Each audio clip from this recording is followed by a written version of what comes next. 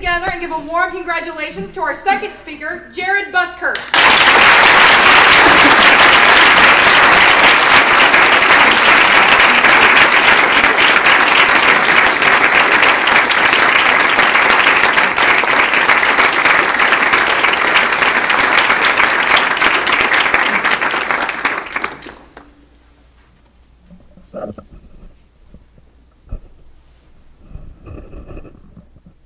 Mary Jane Travis knows what it's like to be hungry. In a personal correspondence with the 88-year-old woman from Riverdale, Nebraska, on February 9th, 2014, she explains that growing up during the Great Depression, she and her siblings used to wait for their family hen to lay an egg so they would have something to eat. Later in life, she learned what it was to be hungry once again. Living by herself on the farm where she spent all of her adult life, her vision and cognitive abilities deteriorated. She was soon unable to use appliances and get or prepare food for herself. She was forced to rely on family, which was difficult, and her own skills, which was even more difficult. Mary is facing a problem that 15% of the senior population in the United States now faces, according to The Nation, October 13th, 2013. In other words, because supplies are limited for our senior populace, more are being placed on waiting lists, where they continue to go hungry each day. Every person in this room knows someone from the senior population. And like it or not, it's a demographic that each of us is going to join someday. The current standard is unacceptable. Therefore, it falls upon us to learn about the causes, effects, and explore the solutions to end this problem. Between 2001 and 2011, according to the AARP Copyright 2014, the threat to seniors facing hunger increased by 87% across the nation. This has been attributed to two reasons: the way that we view the senior population and cuts that have been made to programs that feed them. First, the way that we view the senior population is grievous. According to the National Foundation for Ending Senior Hunger, or NIFA, May 22nd, 2014, this is a problem that is faced by the population due to the way that we view them. In other words, we view starving children as a catastrophe, but view starving seniors as something that's unfortunate but excusable. We see this in the case of ConAgra Foods, which for the last 20 years has had success in advertising for charities that feed children in need.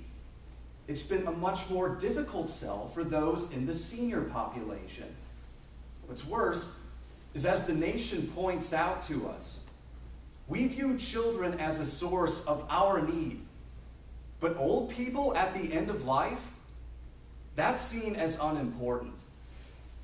Second, this affects the way the federal government views this populace as well. As we have been pointed out by the aforementioned NIFA, because seniors are seen as unimportant, less federal aid has been moving in their direction over the last few years. But these conditions didn't develop overnight. The Huffington Post of May 22nd, 2013 points out that the 2008 recession and the 2013 sequester saw massive cuts to supplemental aid programs that feed senior citizens. As we've seen evidenced by this information, more seniors are being placed on waiting lists where they are staying, with their needs not being met. As Rand Paul proposed 2 years ago, this is an issue that should be left to the nobility of private charities. That idea is ridiculous. As we are told by the chair of Meals on Wheels, that's like spitting into the ocean. Private funding can't come close to picking up where federal spending has been taken away. And yet, that's what we're allowing to take care of the senior populace, with funding that is insufficient and erratic. Mary Jane had to recognize a harsh truth. When it came to taking care of herself, she was on her own. These effects aren't just experienced by Mary Jane, but by countless others, as we can see with the following effects: disparities between aid programs, and worse, need that has exceeded the point with which we can provide for it. First, there are massive disparities between senior aid programs.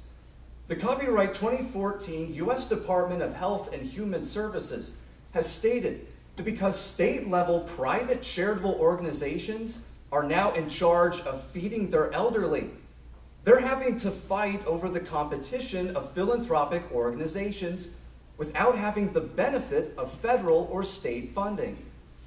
These Hunger Games mirror their fictional illusion in a rather disturbing way. Winning comes at the cost of other people's lives.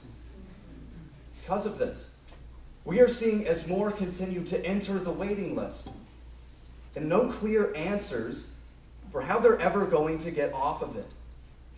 Second, we can see that these are having huge impacts on the population as a whole, and it's something that's quickly leaving our grasp. As Nefesh, May 21st, 2014 informs us, because we have a disability to look out for these senior citizens, we're seeing this reflected across the states on different levels. Here in Nebraska, 11.2% of the senior population faces the threat of elderly hunger.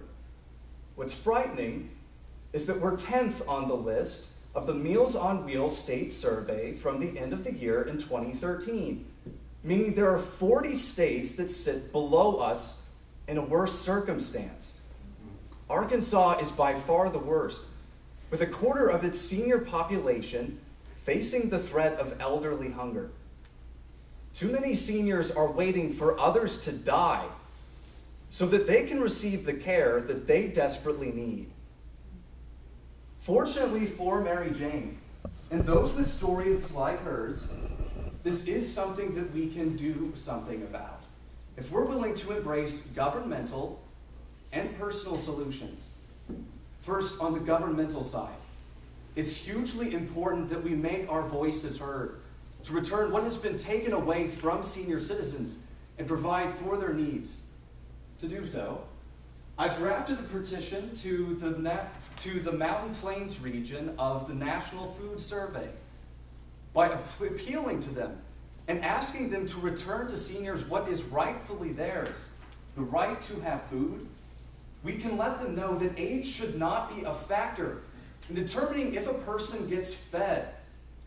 Also, there are things we can do on the personal level as we await this change. Meals on Wheels is the best asset that a senior citizen can ask for. And there are easy ways to locate a center in your area, thanks to their website, where you can make contributions of your time or money. Any bit helps. But most importantly, what you should consider is starting a foster grandparent system on your college campuses. By pairing up with your local community and sharing resources and your own funding, you can set up a volunteer program on your campus that allows people to pack lunches for those who need it most, allowing them to sign up for the care that they need. And that, besides, who couldn't use a few more grandparents? Today, Mary Jane is facing a much happier future. This topic is personal to me. As you may have guessed, Mary Jane is my grandmother. It's also okay to laugh at her name, because she does too, we get it. Today she's in a rest home where she receives food on a daily basis, and people who continually monitor her nutrition. They always joke with us about how much she eats, and how grateful she is to receive every meal. What they don't realize is the time that she was hospitalized because of a nutritional imbalance, and how much sleep we lost in trying to make sure that healthy food was delivered to her on a daily basis. They don't see that, because they see the lady who sits with her friends in the lunchroom and has a personalized card that says her favorite dessert is ice cream.